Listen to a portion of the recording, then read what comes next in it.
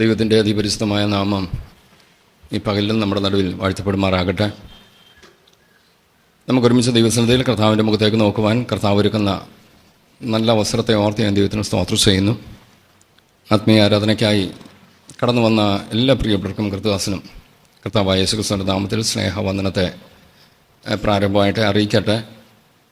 പ്രാർത്ഥനയോട് തുറന്നുള്ള അല്പസമയം നാം ഒരുമിച്ച് ദൈവജനത്തിന് മുമ്പാകെ ആയിരിക്കുമ്പോൾ ദൈവത്തിൻ്റെ പരിശുദ്ധ ഭാവന നമ്മോട് സംസാരിക്കാനുള്ള ദൈവിക ആലോചനയ്ക്ക് വേണ്ടി നമ്മെ തന്നെ സജ്ജരാക്കി പ്രാർത്ഥനയോട് നമുക്ക് ദൈവസന്നിധിയിലായിരിക്കാം.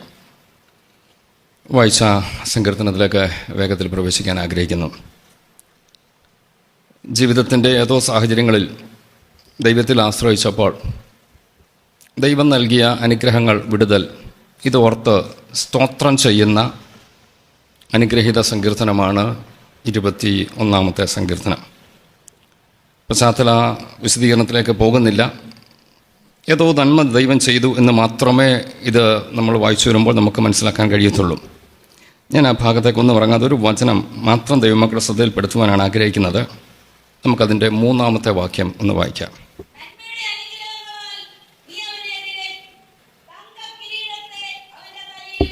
മതി. സങ്കീർത്തനത്തിൽ ഭക്തൻ പറയുന്ന ഒരു വാക്കാണ്, നന്മയുടെ അനുഗ്രഹങ്ങളാൽ ദൈവം അവനെ എതിരേറ്റു. നമ്മൾ ചിന്തിക്കാൻ ആഗ്രഹിക്കുന്നത് നന്മയുടെ അനുഗ്രഹങ്ങളാൽ എതിരേൽക്കുന്ന ദൈവം. ചില ആഴ്ചകൾക്ക് മുമ്പ് 59 സങ്കീർത്തനം 10 വാക്യം ആധാരമാക്കി നമ്മളൊരു ചിന്ത വായിച്ചിരുന്നു. ആ വാക്യം ഒന്ന് വായിക്കാമോ? അതുമായിട്ട് ഏതാണ്ട് സമാനതകളൊക്കെ ഇന്നത്തെ ഈ ചിന്തയ്ക്ക് കടന്നു വരും. എന്നാൽ ആ ഭാഗമല്ല ഇന്ന് പറയാൻ ആഗ്രഹിക്കുന്നത്. 59 സങ്കീർത്തനം 10 വാക്യം മതി. അവിടെ നമ്മൾ വായിച്ചത് ദയയാൽ എതിരേൽക്കുന്ന ദൈവം. ദൈവമക്കളുടെ ഓർമ്മയിൽ അതുണ്ടെന്ന് ഞാൻ കരുതുന്നു. ദയയാൽ എതിരേൽക്കുന്ന ദൈവം. ഇന്ന് നമ്മൾ ചിന്തിക്കുന്നത് നന്മകളാൽ എതിരേൽക്കുന്ന ദൈവം. ദൈവം എതിരേൽക്കും, ഭക്തന്മാരെ എതിരേൽക്കും. എന്നാൽ ഈ ഭാഗത്തേക്ക് ഇറങ്ങും മുമ്പ് 1 വാക്യത്തിലേക്ക് ഒന്ന് വന്നാട്ടെ. 1 വാക്യം വായിച്ചേ. മതി. അങ്ങനെയെങ്കിൽ 3 വാക്യത്തിൽ വരുമ്പോൾ നന്മയുടെ അനുഗ്രഹങ്ങളാൽ ദൈവം ആരെയാണ് എതിരേൽക്കുന്നത്? 1 വാക്യത്തിൽ വ്യക്തമായിട്ട് അവിടെ വായിച്ചത് യഹോവേ രാജാവ്, ദൈവത്തിൻ്റെ ബലത്തിൽ സന്തോഷിക്കുന്നവനെ ദൈവം നന്മയുടെ അനുഗ്രഹങ്ങളാൽ എതിരേൽക്കും. അപ്പം നമ്മുടെ സന്തോഷം എന്തിലായിരിക്കണം? ദൈവത്തിലായിരിക്കണം. അതിനകത്ത് ഓരോ പദങ്ങൾക്കും ഒത്തിരി ആശയങ്ങളുണ്ട് എന്ന് പറഞ്ഞിട്ട് ദാവീദ് ഇത് പാടുമ്പോൾ താൻ രാജാവാണ്. ആ പാദത്തിൽ തന്നെ എടുത്ത് പറയുന്നുണ്ടല്ലോ, യഹോവേ രാജാവ് അങ്ങയുടെ ബലത്തിൽ. അപ്പോൾ രാജാവിന് സന്തോഷിക്കാൻ എന്തെല്ലാം ഉണ്ട്? തൻ്റെ കൊട്ടാരമില്ലേ? സിംഹാസനമില്ലേ? സൈന്യമില്ലേ? സമ്പത്തില്ലേ? ഒരു നീണ്ട ലിസ്റ്റ് സന്തോഷിക്കാൻ തനിക്കുണ്ട്. ഒന്നിനും കുറവില്ല. രാജാവാ. ഒരു കൽപ്പന കൊടുത്താൽ എന്തും സാധിക്കും. പക്ഷെങ്കിൽ താൻ ദൈവസന്നിധി വരുമ്പോൾ പാടുന്ന പാട്ടിൽ ഇങ്ങനെ പറയുകയാണ്, യഹോവേ രാജാവ് എൻ്റെ ആരോഗ്യത്തിലോ എൻ്റെ പദവിയിലോ എൻ്റെ സിംഹാസനത്തിലോ എൻ്റെ കൊട്ടാരത്തിലോ എൻ്റെ സൈന്യത്തിലോ എനിക്ക് ഈ ഭൂമിയിൽ പ്രശംസിപ്പാൻ പലതുണ്ടെങ്കിലും അതിലല്ല എൻ്റെ സന്തോഷം. എൻ്റെ സന്തോഷം ദൈവമേ അങ്ങയില. അങ്ങനെയെങ്കിൽ വേഗത്തിൽ ആ ചിന്തയിലേക്ക് ഒന്ന് പ്രവേശിച്ചോട്ടെ. ദൈവത്തിൽ സന്തോഷിക്കുന്നവനെ എതിരേൽക്കാൻ വരുന്നൊരു ദൈവമുണ്ട്. ദൈവത്തിൽ സന്തോഷിക്കുന്നവന് ചില നന്മയും കൊണ്ട്, എൻ്റെ കർത്താവ് എന്നെ എതിരേൽക്കുമ്പോൾ വെറും കൈയായിട്ടല്ല എന്നെ എതിരേൽക്കുന്നത്. എൻ്റെ ദൈവം എന്നെ എതിരേൽക്കുമ്പോൾ നന്മയുടെ അനുഗ്രഹം കൊണ്ട് എന്നെ എതിരേൽക്കും. നന്മയുടെ അനുഗ്രഹം കൊണ്ട് എന്നെ എതിരേൽക്കണമെങ്കിൽ എൻ്റെ സന്തോഷം എൻ്റെ ദൈവത്തിലായിരിക്കണം. 84 സങ്കീർത്തനത്തിൻ്റെ 5 വാക്യം കൂടെ വായിക്കാമോ? 84:5.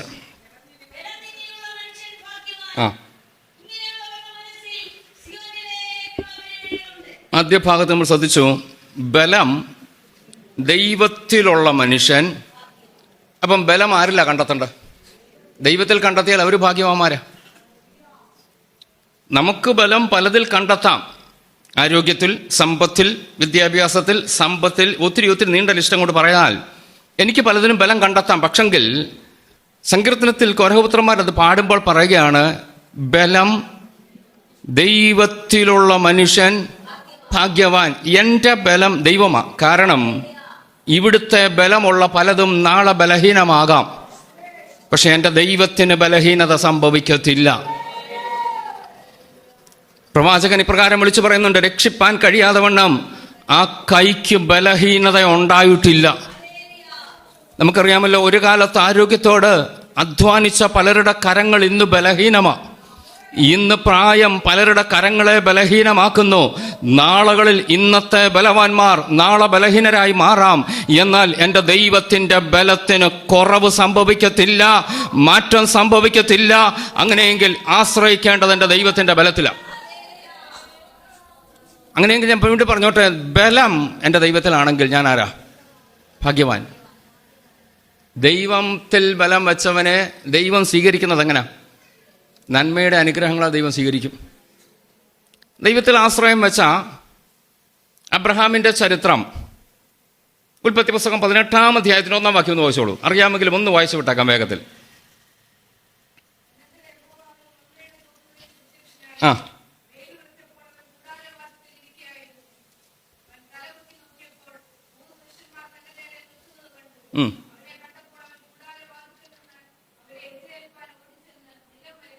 മതി, ആ ഭാഗത്ത് നമ്മൾ വായിച്ചല്ലോ. ബലം ദൈവത്തിൽ വച്ചാൽ, ദൈവത്തിൽ ആശ്രയം വെച്ചാൽ ദൈവം നന്മയുടെ അനുഗ്രഹങ്ങളാൽ എതിരേൽക്കും.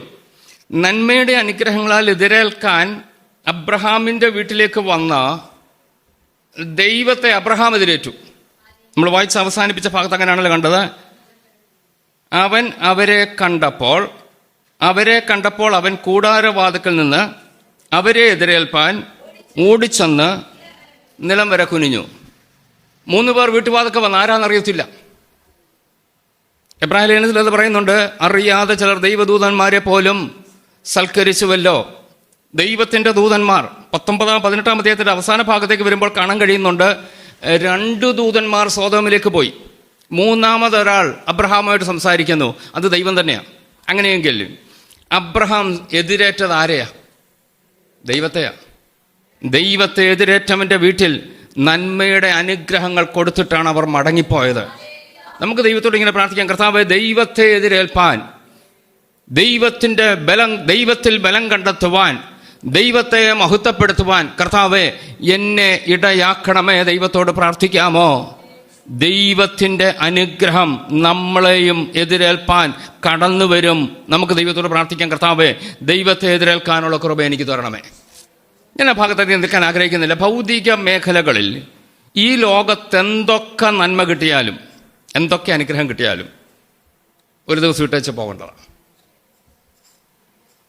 നമുക്കറിയാമല്ലോ, ഈ ഭൂമിയിൽ നമ്മൾ പാർക്കുമ്പോൾ മരണത്തോടുകൂടെ എല്ലാവരും തുല്യരായി മാറുക. ജീവനോടിരിക്കുമ്പോൾ പലർക്കും പ്രശസ്തിയുണ്ട്, പേരുണ്ട്, സ്ഥാനമുണ്ട്. മരണത്തോടുകൂടെ നമ്മുടെ പേര് പോലും മാറുന്നു. എത്ര വസ്തുവുണ്ടെങ്കിലും, എത്ര ഏക്കറുകൾ, എത്ര കോടികളുണ്ടെങ്കിലും ലഭിക്കുന്നത് 6 അടി മണ്ണ് മാത്രമാണ്. എത്ര ആരോഗ്യമുണ്ടെങ്കിലും ഒരു ചെറിയ പെട്ടിയിലാണ് നമ്മളെ ഒതുക്കുന്നത്. എത്ര വസ്ത്രമുണ്ടെങ്കിലും ഒരെണ്ണേ ഇടിക്കത്തുള്ളൂ. ഇന്നിപ്പം വസ്ത്രത്തിൻ്റെ കാര്യമൊക്കെ പറഞ്ഞാൽ എണ്ണമുണ്ടോ? ആർക്കെങ്കിലും അറിയാമോ? എണ്ണം അറിയാമോ എത്ര ഡ്രസ്സ് എനിക്കുണ്ട്? പക്ഷെങ്കിൽ പോകാൻ നേരം വീട്ടുകാർ ഏറ്റവും ബെസ്റ്റ് ഇടിച്ചാൽ നല്ലത്. എന്തായാലും ഒരെണ്ണേ ഇടിക്കത്തുള്ളൂ. ഇത്രയേ ഉള്ളൂ മനുഷ്യജീവിതം എന്ന് ഓർത്താൽ മതി. പോകാൻ നേരം നമുക്കറിയാമല്ലോ, വീട്ടിൽ നിന്ന് ഇന്ന് പെട്ടെന്ന് നടക്കത്തില്ലല്ലോ. മക്കളെല്ലാം ദൂരെയൊക്കെ ആയതുകൊണ്ട് മോർച്ചറി കൊണ്ടുവച്ച് രാവിലെ അവിടെ കൊണ്ട് ഒരു ഡ്രസ്സ് കൊടുത്തു, മുടി പുതച്ചൊക്കെയും കൊണ്ടുവരും. നമുക്കൊന്നും ആഭരണമില്ലാത്തതുകൊണ്ട് ഭാഗ്യം, അല്ലെങ്കിൽ അതും എന്ത് ചെയ്യും? ഉരിയെടുക്കും. അതുകൊണ്ട് ആരും കുഴിയിലൊന്നും വയ്ക്കത്തില്ല. എത്ര ആഭരണം ധരിച്ചെന്ന് പറഞ്ഞാലും പോകാൻ നേരം അതൊക്കെ ഉരിയെടുക്കും. ഇതിനപ്പുറം ഒന്നുമില്ല. ഇത്രയും ഓർത്താൽ മതി. ഈ ഭൂമിയിൽ ഏതൊക്കെ നന്മ കിട്ടിയാലും അനുഗ്രഹം കിട്ടിയാലും നമ്മുടെ കണ്ണടയും വരെ ഉള്ളതൊക്കെ. എന്നാൽ ദൈവത്തിൻ്റെ അനുഗ്രഹം ഭൂമിയിലെ അനുഗ്രഹമല്ല. ഞാൻ ഒരു ഭാഗം ഒന്ന് ഓർപ്പിക്കാം. അപ്പോസ്തല പ്രവൃത്തി ഒന്ന് എടുത്താട്ടെ. 7-ാം അധ്യായത്തിൽ നമുക്കറിയാവുന്നൊരു വചനമാണ്, എങ്കിലും ഒന്ന് വായിച്ചു കേൾക്കാം. 7-ാം അധ്യായത്തിൻ്റെ 55-56 വാക്യങ്ങളൊന്ന് വായിച്ചേ.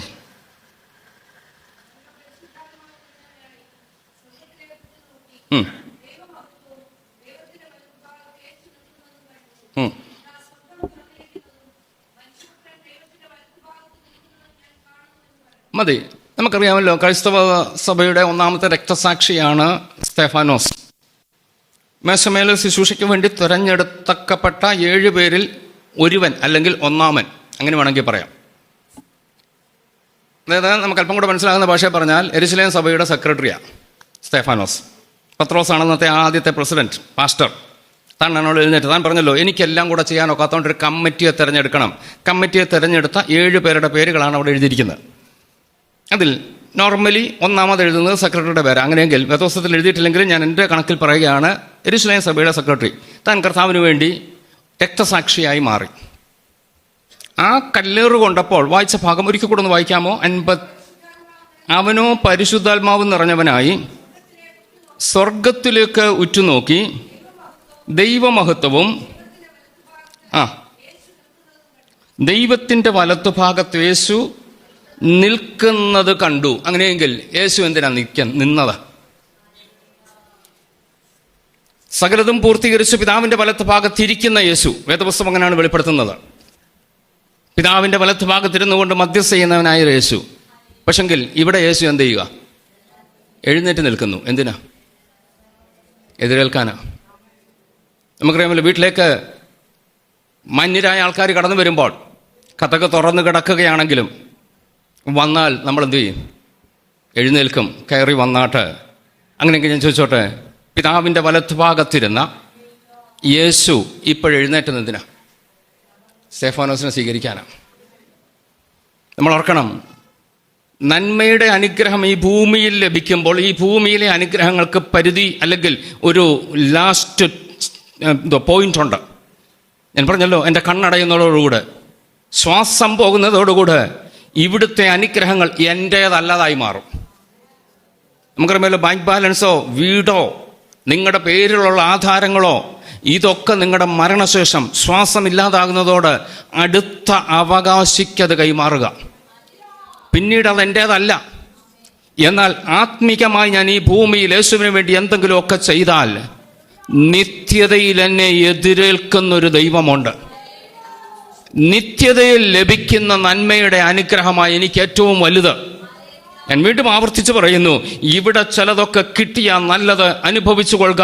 പക്ഷെങ്കിൽ ഇതിനപ്പുറം ഒന്നുണ്ട്, അതാണ് വലുതെന്നുള്ള ബോധ്യത്തോട് നമ്മൾ ദൈവത്തോട് പ്രാർത്ഥിക്കണം. കർത്താവേ, നന്മയുടെ അനുഗ്രഹങ്ങളാൽ നിത്യതയിൽ എന്നെ എതിരേൽക്കുന്നൊരു ദൈവമുണ്ട്. എനിക്ക് ഈ ഭൂമിയിലേക്കാൾ വലുത് നിത്യതയിൽ അങ്ങയുടെ ചില അനുഗ്രഹങ്ങൾ പ്രാപിക്കണമെങ്കിൽ കർത്താവേ, അങ്ങയ്ക്ക് വേണ്ടി ഈ ഭൂമിയിൽ നിൽക്കാനുള്ള കൃപ തരണമേ. രക്തസാക്ഷിയായി മരിച്ച സ്തെഫാനോസ്, അപ്പോൾ തന്നെ കർത്താവിന് വേണ്ടി ജീവിപ്പാനും നമുക്ക് കഴിയും. എല്ലാവർക്കും രക്തസാക്ഷിയാക്കാൻ കഴിയത്തില്ല, എന്നാൽ എല്ലാവർക്കും ദൈവത്തിന് വേണ്ടി ജീവിക്കാൻ പറ്റും.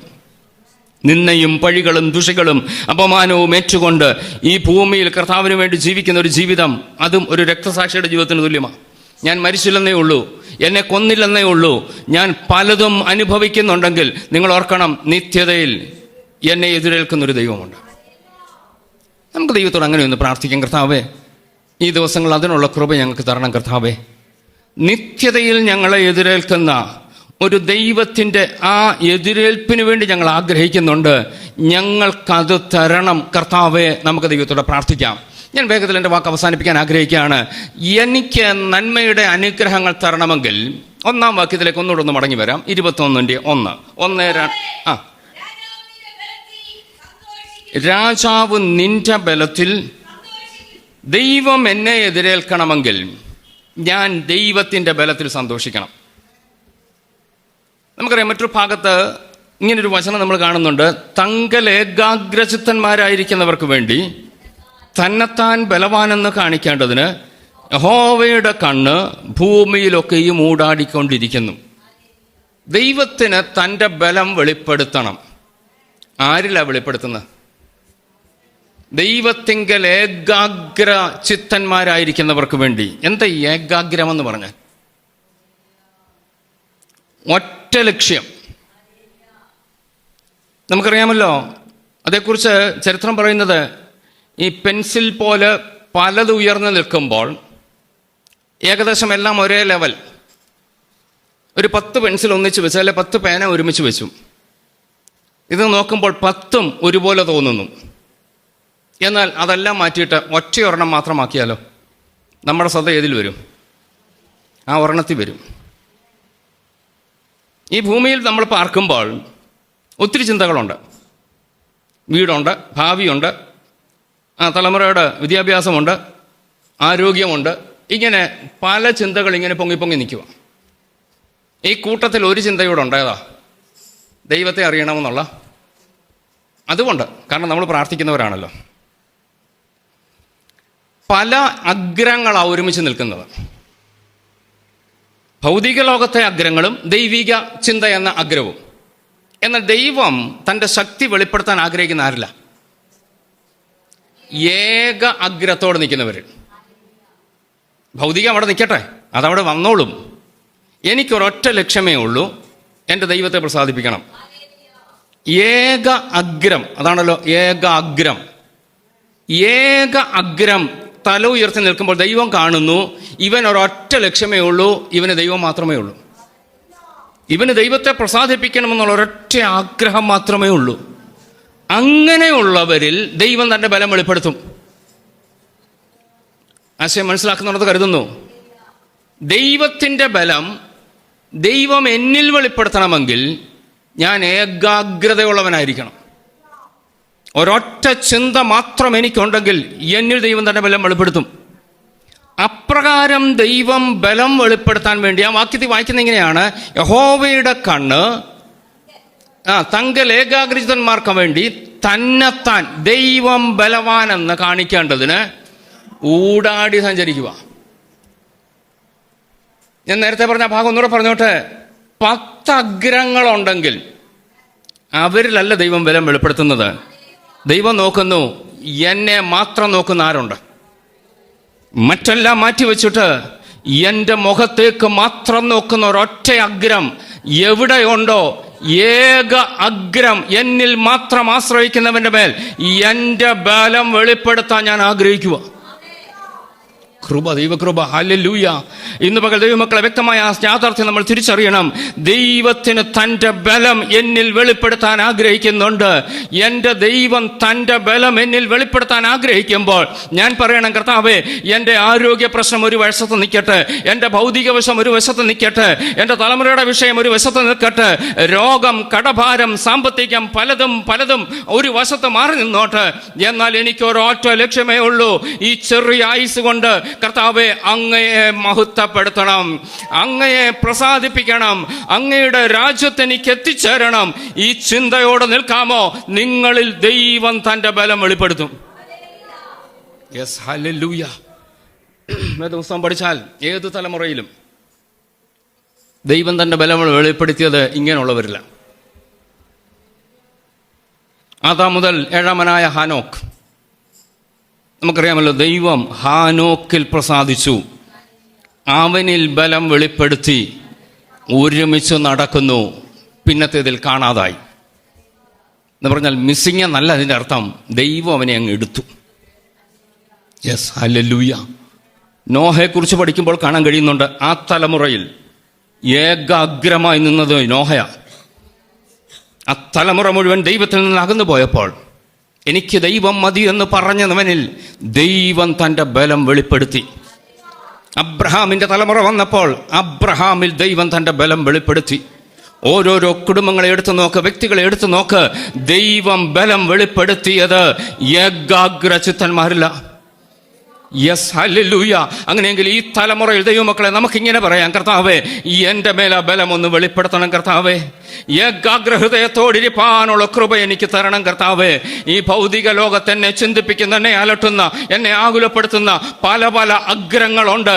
എന്നാൽ അതിനെയൊക്കെ ഒന്ന് മാറ്റിവെച്ചിട്ട് എൻ്റെ ദൈവം എനിക്കുണ്ടെങ്കിൽ എനിക്ക് സകലതുമായി. എൻ്റെ ദൈവമുണ്ടെങ്കിൽ അതിനപ്പുറം എനിക്കൊന്നും വേണ്ട. എൻ്റെ ദൈവമുണ്ടെങ്കിൽ എനിക്ക് സകലത്തിനും സകലവും എൻ്റെ ദൈവമെന്ന് പറവാൻ തയ്യാറാകാമോ? അങ്ങനെയുള്ളവരിൽ ദൈവം തൻ്റെ ബലം വെളിപ്പെടുത്തുക. Praise God, hallelujah. നമുക്കതിനുവേണ്ടി ദൈവം തുറന്ന് പ്രാർത്ഥിക്കാം. കർത്താവേ, രാജാവ് അങ്ങയുടെ ബലത്തിൽ സന്തോഷിക്കുന്നു. രാജാവാ, പക്ഷെങ്കിൽ രാജാവിൻ്റെ ബലമല്ല വലുത്, ദൈവത്തിൻ്റെ ബലമാണ് വലുത്. അതുകൊണ്ടാണ് തൻ്റെ രാജസിംഹാസനം ദീർഘമായത്. ശൗലിന് ദൈവം സിംഹാസനം കൊടുത്തെങ്കിലും അത് ദീർഘമാകാഞ്ഞതിൻ്റെ കാരണം ശൗൽ വീരന്മാരും ശൂരന്മാരിലും ആശ്രയിച്ചത്. നമ്മളെ ഭാഗത്തൊക്കെ വായിച്ചു വരുമ്പോൾ കാണാൻ കഴിയുന്നുണ്ട്, ഏതൊരു ശൂരനെയും വീരനെയും കണ്ടാൽ തൻ്റെ പട്ടാളത്തിൽ താൻ ചേർക്കുമായിരുന്നു. ദൈവത്തിലല്ലായിരുന്നു ബലം, ശൂരന്മാരിലായിരുന്നു ബലം. താൻ വഴിമധ്യേ പട്ടുപോയി. എന്നാൽ ദൈവത്തിൽ ആശ്രയം വെച്ചവൻ നിലനിൽക്കുവാൻ കർത്താവ് ഇടയാക്കിയെങ്കിൽ, ഞാൻ എൻ്റെ വാക്ക് ഇവിടെ അവസാനിപ്പിക്കട്ടെ. ഞാൻ ആ ഭാഗം ഒന്നിരുന്ന് പറഞ്ഞോട്ടെ. യഹോവേ, രാജാവ് അങ്ങയുടെ ബലത്തിൽ സന്തോഷിക്കുന്നു, അങ്ങയുടെ രക്ഷയിൽ രാജാവ് ഏറ്റവും. 3-ാം വാക്യത്തിലേക്ക് ഒന്നുകൂടെ വന്നാട്ടെ, പറഞ്ഞ് അവസാനിപ്പിച്ചേക്കാം. ദൈവത്തിൻ്റെ ബലത്തിൽ ആശ്രയിക്കുന്നവനെ ദൈവം നന്മയുടെ അനുഗ്രഹം കൊണ്ട് എതിരേക്കും. തീർന്നില്ല, അടുത്ത വാക്കും കൂടെ ഒന്ന് വായിച്ചു. മതി. എന്താ തങ്ക കിരീടത്തിൻ്റെ അർത്ഥം? കിരീടം ആരുടെ തലയല്ല? രാജാവിൻ്റെ തലയല്ല. ദൈവത്തിൻ്റെ ബലത്തിൽ ആശ്രയിക്കുന്നതിനെ ദൈവം ആരാക്കും? രാജാവാക്കും. ഈസി. ഞാൻ സ്വയം രാജാവാകാനൊന്നും പോകണ്ട. ഞാൻ ദൈവത്തിൻ്റെ ബലത്തിൽ ആശ്രയിച്ചാൽ ദൈവം നന്മയുടെ അനുഗ്രഹം കൊണ്ട് എന്നെ എതിരേൽക്കും. തീർന്നില്ല, എൻ്റെ തലയിൽ തങ്ക കിരീടം വയ്ക്കും. നിത്യതയിൽ ദൈവത്തോടൊപ്പം രാജാക്കന്മാരായി വാഴേണ്ടവരാ. കിരീടങ്ങൾ പഠിച്ചു വന്നാൽ 5 കിരീടങ്ങളെക്കുറിച്ച് വേദപുസ്തകത്തിൽ കാണുന്നുണ്ട്. ദൈവം തലയിൽ ഈ കിരീടമൊക്കെ വെപ്പിക്കും. നിത്യതയിൽ കർത്താവിനോടൊപ്പം വാഴുന്ന ഒരു വാഴ്ച. വെളിപ്പാട് പുസ്തകത്തിൽ വളരെ വ്യക്തമായിട്ട് ആ ഭാഗം പറയുന്നുണ്ട്. 4-ാം അധ്യായം എടുത്തേ.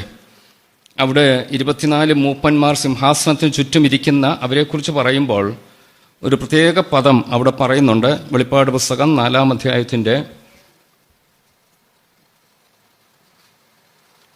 4-ാം വാക്യം ഒന്ന് വായിച്ച. 4.